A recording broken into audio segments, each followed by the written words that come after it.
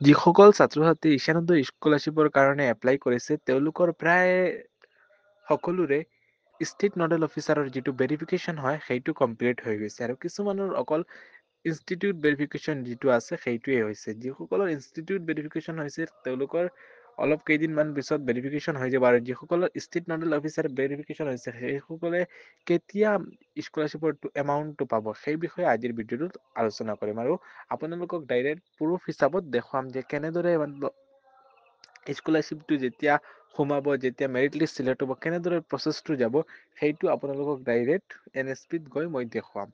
ত' গতিকে ভিডিঅ'টো সম্পূৰ্ণ চাব। বলক ভিডিঅ'টো আৰম্ভ কৰোঁ। প্ৰথমে তোমালোকে নিজৰ ক্ৰম ব্ৰাউজাৰ যিটো আছে বা গুগলত চাৰ্চ কৰিব NSP বুলি। তোমালোকৰ নিজৰ যদি এপ্লিকেশ্যন যিটো আছে এইটো ষ্টেটাছটো চাব বিচাৰা তেতিয়াহ'লে চাৰ্চ কৰিব পাৰা। নহ'লে মই এজন ষ্টুডেণ্টৰ দেখুৱাম এতিয়া।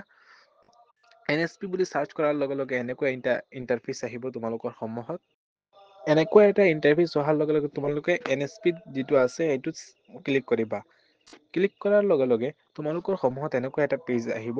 তোমালোকে তাতে ষ্টুডেণ্ট বুলি লিখা দেখিবা তাতে ক্লিক কৰিবা। ষ্টুডেণ্টত ক্লিক কৰাৰ লগে লগে তোমালোকৰ সন্মুখত এনেকুৱা এটা ইণ্টাৰফেচ আহিব। অহাৰ লগে লগে ইয়াতে এপ্লাই ফৰ স্কলাৰশ্বিপ দেখিবলৈ পাইছে। তাৰ তলত দেখিবলৈ পাইছে যে লগিং বুলি এটা অপশ্যন আছে তাতে ক্লিক কৰিবা। তাতে ক্লিক কৰাৰ লগে লগে তোমালোকৰ সন্মুখত এনেকুৱা এটা ইণ্টাৰফেচ আহিব য'ত তোমালোকক ক'ব যে OTR টো দিব লাগে আৰু লগতে পাছৱাৰ্ডটো। OTR যিটো আছে তোমালোকৰ যেতিয়া ৰেজিষ্ট্ৰেশ্যন কৰিছিলা NSP পৰ্টেলত তেতিয়া তোমালোকৰ SMS যোগেদি তোমালোকৰ এইটো দিয়া হৈছিল আৰু পাছৱাৰ্ড যিটো দিছা সেইটোৱে পাছৱাৰ্ড যিটো এপ্লাই কৰিছিলা সেইটোৱে পাছৱাৰ্ড হয়। আৰু যদি কাৰোবাৰ পাছৱাৰ্ড হেৰাই যায় বা পাহৰি যোৱা তেতিয়াহ'লে তোমালোকে ফৰগেট পাছৱাৰ্ডত পাছৱাৰ্ডটো কৰিব পাৰিবা। ফৰগেট কৰি পাছৱাৰ্ড আকৌ দিব পাৰিবা। পিছত তোমালোকে এইটো কেপচাৰটো দিবা। দিয়াৰ পিছত তোমালোকে লগিং অপশ্যনত ক্লিক কৰিবা। পিছত এনেকুৱা লগিং হৈ যাব। লগিং হোৱাৰ লগে লগে প্ৰচিড ইয়াতে একচনৰ তলত দেখিবলৈ পাইছে প্ৰচিড বুলি লিখা আছে। তাতে ক্লিক কৰিবা।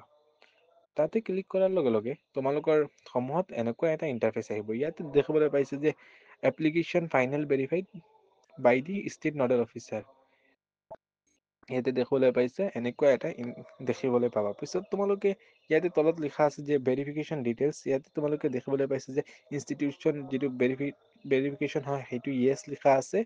তাৰপিছত দেখিবলৈ পাইছা ভেৰিফাই বাই ডিপাৰ্টমেণ্ট নডেল অফিচাৰ এইটো য়েছ এতিয়ালৈকে ব্লেংক হৈ আছে। এতিয়া হৈ যাব এইটো অলপ পিছত কেইদিনমান পিছত এইটো মেৰিট লিষ্ট চিলেক্ট হোৱাৰ লগে লগে মেৰিট লিষ্টটো তাত আহি যাব আৰু কিবা যদি PFMS যায় PFMS হ'ল যেতিয়া তোমালোকৰ মেৰিট লিষ্ট চিলেক্ট হৈ যাব তাৰ 10-15 দিনৰ ভিতৰত তোমালোকৰ পেমেন্টটো PFMS যাবগৈ। মানে PFMS যেতিয়া যাব তেতিয়া তোমালোকৰ আধাৰ কাৰ্ডৰ যোগেদি আধাৰ কাৰ্ডৰ লগত যিখন বেংক একাউণ্টৰ লিংক আছে সেইখনৰ যোগেদি তোমালোকৰ বেংক একাউণ্টত পইচা আহি যাব। PFMS মতলব এটা গভমেন্টৰ এটা ৱেবচাইট হয় সেইটোৰ যোগেদি পেমেন্টখিনি পঠিওৱা হয় ছাত্ৰ-ছাত্ৰীসকলক। পিছত তোমালোকে ইয়াতে মাইলষ্টন বুলি এটা দেখিবলৈ পাবা। ইয়াতে কোনো যদি ডিফেক্টিভ হয় তেতিয়াহ'লে তাত হ'ব। তোমালোকে তাতে মানে ষ্টেটাচটো চাব পাৰিবা। তাতে কেনেকৈ ভেৰিফাই হৈছে, ক'ত ভেৰিফাই হৈছে এইটো চাব পাৰিবা তোমালোকে ভালদৰে। পিছত পেমেন্ট ডিটেইলছত এতিয়া এটকাও নেদেখুৱাব। যেতিয়া তোমালোকৰ মেৰিট লিষ্ট চিলেক্ট হৈ যাব তাৰপিছত টোকন নম্বৰ আহিব। তাৰ পিছতে ইয়াতে পেমেন্টটো আহিব। টোকন নম্বৰ যেতিয়া জেনেৰেট হ'ব তাৰপিছতে এমাউন্ট কিমান টকা হয় এইটো সম্পূৰ্ণ দেখুৱাব। আৰু তোমালোকৰ মনত আৰু এটা কুৱেশ্যন যে কেতিয়া এই মেৰিট লিষ্টটো চিলেক্ট হ'ব আৰু কেতিয়া পইচাটো আহিব। গতিকে এই বিষয়ে কৈ লওঁ যে মেৰিট লিষ্ট চিলেক্ট হ'ব জুন মাহ বা জুলাই মাহত চিলেক্ট হ'ব আৰু আগষ্ট বা ছেপ্টেম্বৰ মাহৰ ভিতৰতেই পইচাখিনি পাই যাবা। তোমালোকৰ যিসকল ফ্ৰেচাৰ ষ্টুডেণ্ট হয় আৰু যিসকলে ৰিনিউৱেল কৰিছে তেওঁলোকৰ ফেব্ৰুৱাৰী বা মাৰ্চ মাহৰ ভিতৰতে টকাখিনি পাই যাবা তোমালোকে। ত' আজিৰ ভিডিঅ'টো ইয়াতে আছিল। যদি কিবা কুৱেশ্যন থাকে তেতিয়াহ'লে কমেণ্টত দিব পাৰা। মই জনাই দিম তোমালোকক। ধন্যবাদ।